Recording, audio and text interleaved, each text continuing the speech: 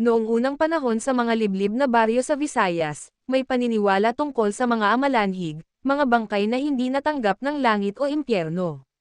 Sila ay mga taong namatay na may mga lihim na kasalanan, o kaya na may hindi nasunod ang tamang ritual sa kanilang paglilibing.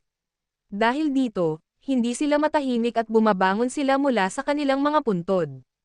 Ang kanilang anyo ay nakakatindig balahibo, balat na kulay abo, naninigas na katawan, at bibig na may nakausling matutulis na pangil.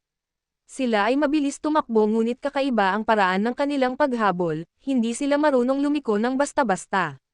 Dumidiretso lamang sila, kaya't kapag may tumatakas, kailangan lamang magpaliko-liko upang makaligtas.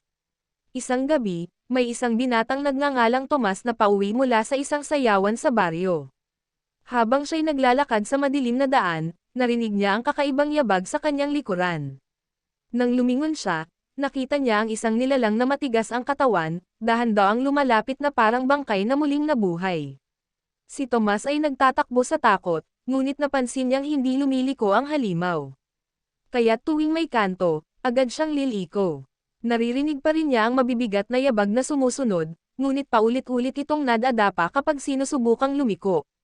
Sa huli, nakatakas si Tomas at nakarating sa kanilang baryo na hingal na hingal.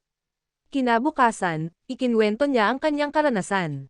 Doon niya nalaman mula sa mga matatanda na ang kanyang nakaharap ay walang iba kundi ang amalanhig, ang mga patay na hindi matahimik, gumagala sa gabi upang maghanap ng buhay na kanilang masisipsipan ng dugo.